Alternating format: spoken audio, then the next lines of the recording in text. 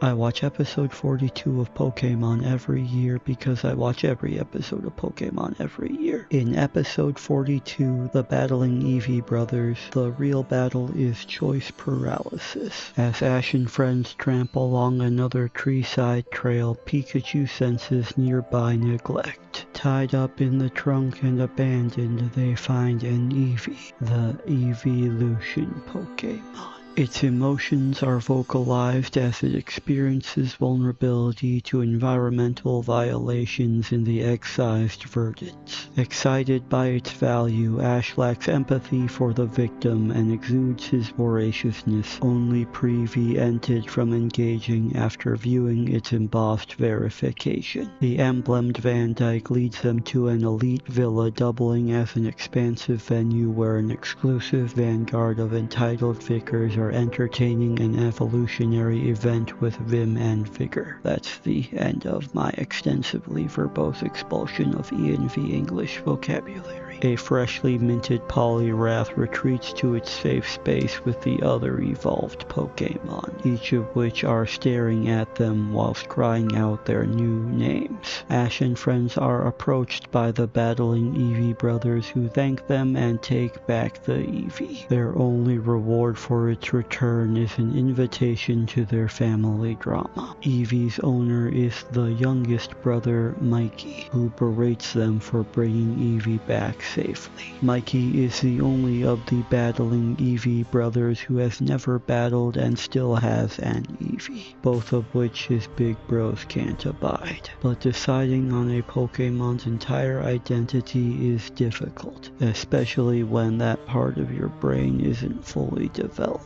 Eevee can evolve into many different elementary monsters, not through experience or skill or its own preference, but by touching rocks. Stone Town is the supposed source of all evolution stones, and their dependence on their commercial value has made them a central part of their culture as self-imposed status symbols. The significance of the soiree is to get their smallest sibling stoned.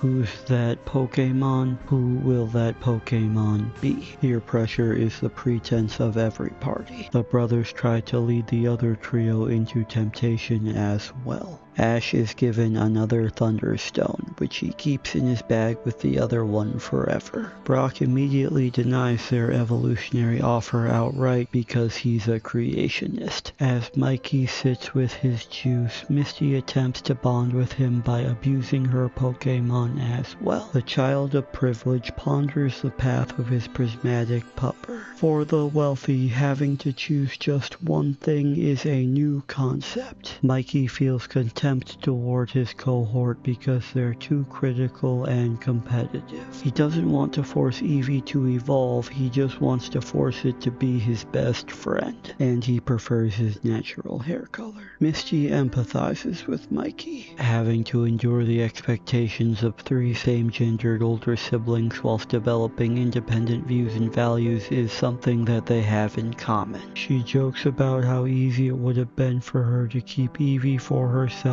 moments before it is separated from him again. As Brock stands by his faith against the balking brothers, the bad guys start their scheme and steal the whole shindig. They take all the food and all the Pokemon except for Psyduck, who Misty would enjoy more as food than as Pokemon. Pidgeotto is again sent to search the forest, where the gangsters are gorging themselves on grub and also arguing which Pokemon Eevee should grow into. The good guys catch up to them and partake in banter. In the original dub, their traded insults are more pointed. Psyduck tries to earn the friendship and respect that every other Pokemon has with their masters, but Misty keeps the migrained mallard in a metaphorical tree hollow. The Eevee brothers ask to take on the adversaries alone, engaging in friendly fire, inflaming the forest forest and encouraging freshwater pollution. The fraternity also fails to foil them. The battling Eevee brothers aren't very good at battling. Pikachu finally enters the fight, giving Mikey the opportunity to filch back his fluff. Freed from bondage for a second time, Eevee ends the violence with ethical vengeance. With the fresh fervor of his first victory, he finally tells his older brothers how he feels,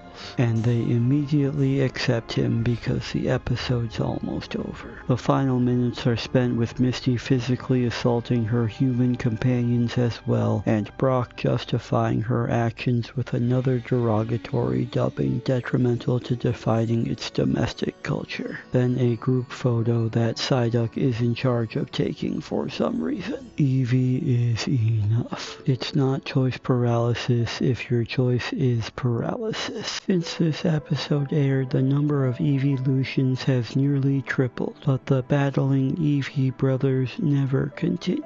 Eevee's new forms were accompanied by their replacements, the Kimono Sisters, the youngest of which, Sakura, followed a similar plotline as Mikey, but eventually evolved her Eevee into Espeon. Sometimes those who can't change are just replaced completely. Without change, there's no reason for any story to be continued. Also, Jolteon is the best.